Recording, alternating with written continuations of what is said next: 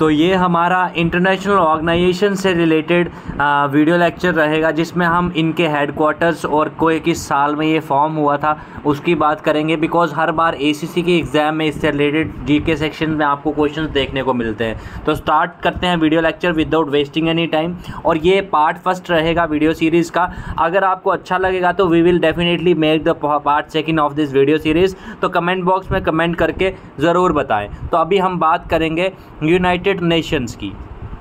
तो United Nations का आप देख सकते हैं कि इसका लोगो ऐसा होता है, ठीक है। उसके बाद इसका जो एस्टेब्लिशमेंट था ये हुआ था 24 अक्टूबर 1945 में। एंड इसके हेडक्वार्टर्स आपको न्यूयॉर्क सिटी में मिलेंगे, यूएस में, ठीक है।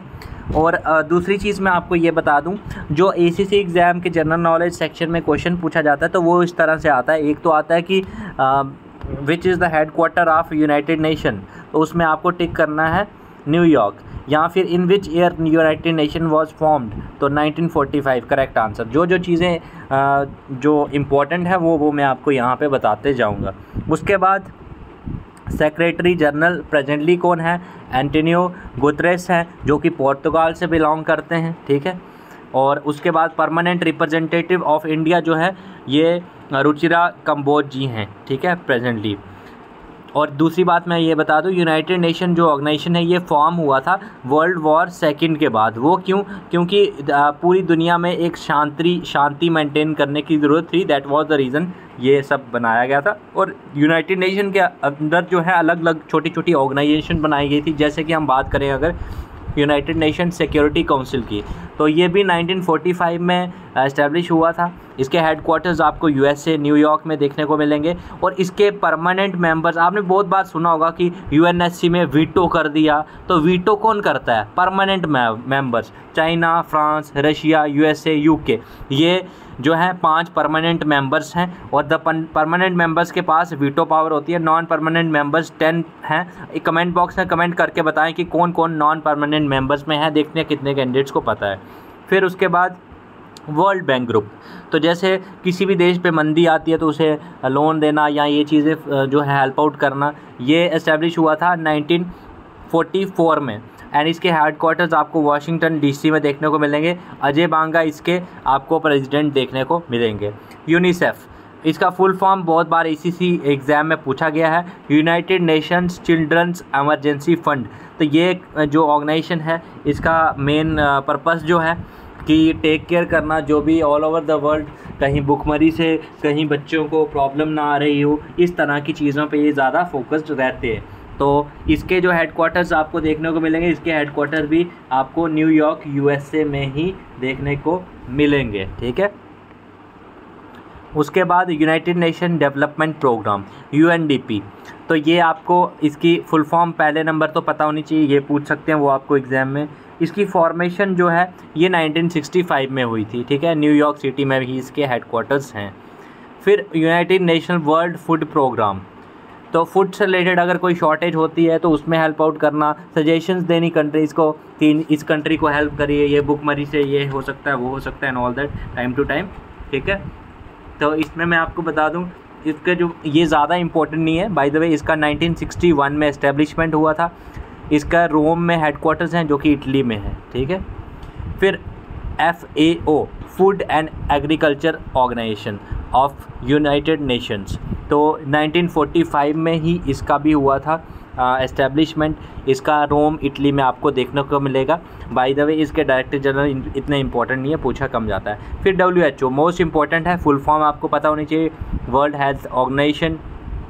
1948 में इसका फॉर्मेशन हुआ था, ये इंपॉर्टेंट है। इसके प्रेसिडेंट कौन है? हेडक्वार्टर जनेवा स्विट्ज़रलैंड में है इसके। और इसके जो प्रेसिडेंट है टेड्रोस एडहैनम जो है इसके प्रेसिडेंट आपको देखने को मिलेंगे। तो जैसे कि मैंने आपको बताया था कि यूनाइटेड नेशन से रिलेटेड जो भी ऑर्गेनाइजेशंस हैं ये टाइम टू टाइम इन्फॉर्म करती हैं, बताती हैं क्या क्या चीज़ें हमें करनी चाहिए। तो जैसे ये हेल्थ ऑर्गेनाइजेशन है, तो इसमें क्या है, इन्होंने बताया है, जैसे कोविड आया था उस टाइम पे टाइम टू टाइम ये बताते थे क्या करना है क्या नहीं करना है, ऑल दैट। फिर यूनाइटेड नेशन लेबर ऑर्गेनाइजेशन, तो आज जो कि 1 मई है, तो मैं आप सबको बता दूं आज इंटरनेशनल लेबर डे है, ये आपको याद रखना है। एसीसी एग्ज़ाम में डे से रिलेटेड भी क्वेश्चन पूछे जाते हैं, ठीक है। तो 1919 में कि लेबर्स के साथ कोई गलत चीज़ ना हो, ILO इसका फुल फॉर्म है। उसके लिए 1919 में है इसका एस्टेब्लिशमेंट हुआ था। जिनेवा स्विट्ज़रलैंड में आपको इसका हेडक्वार्टर देखने को मिलेगा। फिर उसके यूनेस्को आपने काफ़ी बार सुना होगा। इसकी फुल फॉर्म ACC एग्ज़ाम में काफ़ी बार पूछी जाती है, United Nations educational scientific and cultural organisation. तो इसका फॉर्मेशन 1945 में हुआ था। इसका आपको पेरिस फ्रांस में देखने को मिलेगा हेडक्वार्टर और एस्टेब्लिशमेंट, और तीसरा फुल फॉर्म। ये 3 क्वेश्चन बनते हैं ये जो इंटरनेशनल ऑर्गेनाइजेशन होती है इनसे related. United Nations environment programme UNEP, तो 1972 में इसका फॉर्मेशन हुआ था। नायरोबी आपको केन्या में इसके हेडक्वार्टर्स देखने को मिलेगी। World wide fund for nature WWF, आप सोचेंगे कि ये रेसलिंग वाला WWF है, बट नहीं, ये नेचर से रिलेटेड है। तो ये 1961 में इसका एस्टेब्लिशमेंट हुआ था। एंड इसके जो हेडक्वार्टर्स हैं ये आपको ग्लैंड स्विट्ज़रलैंड में देखने को मिलेंगे। फिर आ जाता है international union of conservation of nature, तो नेचर को बचा के रखना है। 1948 में इसका एस्टेब्लिशमेंट ग्लैंड स्विट्ज़रलैंड में आपको देखने को मिलेगा। वर्ल्ड ट्रेड ऑर्गेनाइजेशन, तो एक चीज़ और मैं आपको ट्रिक बताता हूँ, जो W से स्टार्ट होते हैं और O से एंड होते हैं ना, बहुत सारे जो ऑर्गेनाइजेशंस हैं उनका जिनेवा स्विट्ज़रलैंड में ही हेडक्वार्टर्स उनके आपको देखने को मिलेंगे। ठीक है, तो अगर कहीं नहीं पता हो तो आप Geneva as hit and trial method में आप ये लगा सकते हैं। ठीक है, एस्टेब्लिशमेंट इसकी जो हुई थी 1995 में हुई थी जिनेवा स्विट्ज़रलैंड में इसका।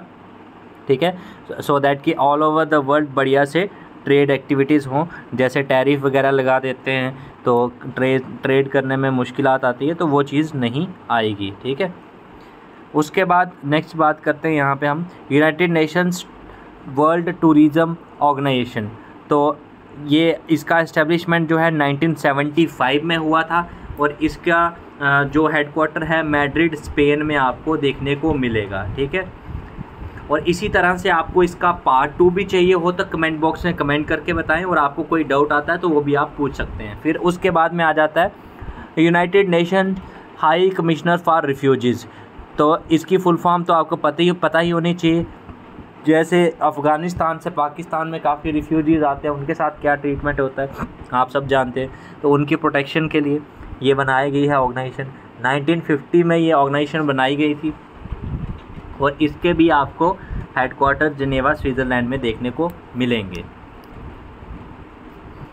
और साथ में आप सबके लिए एक गुड न्यूज़ है कि ACC 131 एंड 132 का नया बैच स्टार्ट हो रहा है, और अब आपका एग्ज़ाम ऑनलाइन होगा। ये भी मैं आपको बता दूं 5 जुलाई को ACC 131 वालों का एग्ज़ाम है। तो 2 मंथ्स का नया क्रैश कोर्स आपका स्टार्ट हो रहा है। अगर आप इस क्रैश कोर्स में ज्वाइन करना चाहते हैं और गारंटी टॉप 500 की रैंकिंग लेना चाहते हैं तो अभी कभी हमें व्हाट्सएप करें। और इस क्रैश कोर्स में आप जैसे ही ज्वाइन करेंगे हम आपको अभी के अभी पूरे PDF नोट्स रिकॉर्डेड क्लासेस के साथ में प्रोवाइड करेंगे। PDF नोट्स में पूरी MCQs, वन लाइनर्स, थ्योरी सब इंक्लूडेड रहेगा, बिकॉज लास्ट मोमेंट प्रिपरेशन में आपको काफ़ी ज़्यादा हेल्प मिलेगी इन वन लाइनर्स और MCQs से।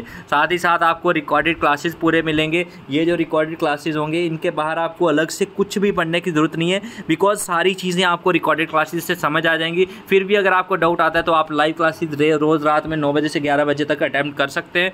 मॉक टेस्ट आपके इसमें रहेंगे जो भी हम आपको पढ़ाएंगे, बिकॉज इस बार एग्ज़ाम भी आपका ऑनलाइन होगा तो ऑब्वियसली एग्ज़ाम टफ होने वाला है। उसके लिए आपकी तैयारी बढ़िया से होनी चाहिए। प्रीवियस ईयर सॉल्व पेपर्स भी आपको इसमें मिलेंगे। तो आपका जो अफसर बनने का सपना पूरा है उसे जो पूरा अगर आप करना चाहते हैं तो डेफिनेटली व्हाट्सएप करें 8120745966 पे। और अभी अगर आप एक्स्ट्रा 50% डिस्काउंट लेना चाहते हैं तो उसके लिए आप आज रात 12 बजे तक जो है कूपन कोड अप्लाई कर लीजिए ACC एप्लीकेशन पे नवरात्रि 50, उसमें आपको 50% का डिस्काउंट भी मिल जाएगा। आज रात 12 बजे तक ही आपका ऑफ़र वैलिड रहेगा। So thank you so much for watching the video अच्छा लगा हो तो लाइक करें, सब्सक्राइब करें ACC defence academy YouTube channel, और फर्दर इसके पार्ट 2 के लिए हमें कमेंट बॉक्स में कमेंट करके ज़रूर बताएं, सो दैट कि हम बाकी बची हुई ऑर्गेनाइजेशंस को भी कवर करें। Thank you so much and Jai Hind to all future officers.